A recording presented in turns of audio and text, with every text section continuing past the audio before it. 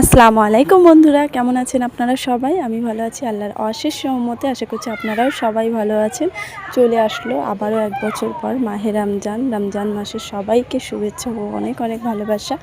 তো সকালবেলায় দিদি মানে আমার যা দেখি আমাদের পুচকিটাকে টালির উপরে তুলে দিয়েছে, কারণ শিম পাড়তে, যেহেতু টালির উপরে শিমগুলো পাড়া যাচ্ছে না, তো শিম পাড়ার জন্য উপরে তুলে দিয়েছে। আর আমি এঁচড় বাছতে পারি না, আজ 13 বছর বিয়ে হয়েছে। বিয়ের আগে তো আব্বা মা কিছু আমাকে করতেই দেয়নি, তো যাই হোক বিয়ের পরেই আমার সব কিছু শেখা, কিন্তু এই এঁচড় বাছাটা আমি এখনও শিখতে পারিনি।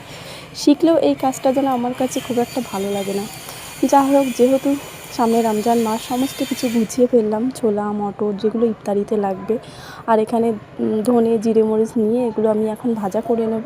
ভাজা করে তারপরে হচ্ছে এগুলো মিক্সচারে দিয়ে গুঁড়িয়ে রেখে দেবো। তো এটা সারা বছর না করলেও এই রমজান মাসে কিন্তু করে রাখলে বেশ ভালোই হয়, কারণ রোজা রেখে রোজ ওই যে বেটে খাওয়া, এটা না ঠিক একটা হয় না। যাই হোক, তো তার জন্যই এখানে মশলাগুলো সমস্ত রকম ভেজে গুঁড়িয়ে নেব বলে তারই প্রস্তুতি নিচ্ছি। তো এখানে নিয়েছিলাম মাছের ঝোল করেছিলাম, আর রান্নাবান্না সমস্ত কমপ্লিট করে এখন বেরিয়ে পড়লাম। এখন যাব হচ্ছে আমাদের এখানে টাউন হলে শহীদ সদন, সেখানেই যাব, কারণ আমাদের পাড়ার কয়েকজন তাদের লক্ষ্মীর ভাণ্ডার এবং প্রকল্প, এছাড়াও যুবসাথী প্রকল্প বাকি আছে।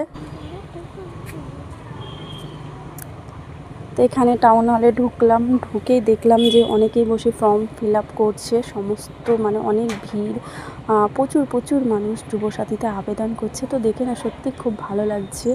আর মমতা বন্দ্যোপাধ্যায়কে জানাই অনেক অনেক ধন্যবাদ, কারণ উনি যে এই যে প্রকল্প একের পর এক চালু করেছেন, সত্যি মানে অতুলনীয়। যাই হোক, এখন দেখা হচ্ছে আপনাদের সেহরির সময়, ভোর 2:30 বাজে, তখন সেহরি খেতে উঠেছিলাম। এই যে উঠে এখানে বাবাই বারবার বলে দিয়েছিল, মা আমি রোজা করবো, আমাকে ডেকে দেবে। তো বাবাইকেও আমি ডেকে দিয়েছিলাম। আর ও না ওই যে রাতের বেলা ভাত খেয়েছিল, ওর জন্য বলছে মা আমি ভাত খাবো না। তো ওকে আমি পাউরুটি দিয়েছিলাম, কলা দিয়েছিলাম, চিপস আর খেজুর দিয়েছিলাম। তো ওকে ঘুম ভাঙানোটা অনেকটাই মুশকিল ছিল, আর যেহেতু বলেছে ও রোজা করবে, তো ওকে তো আমার ডেকে দিতেই হবে। তো যাই হোক, চেষ্টা করছে এই বয়স থেকে থাকার, আমিও মানা করি না। আমিও এখানে সেহরি করে নিলাম। আসসালামু আলাইকুম।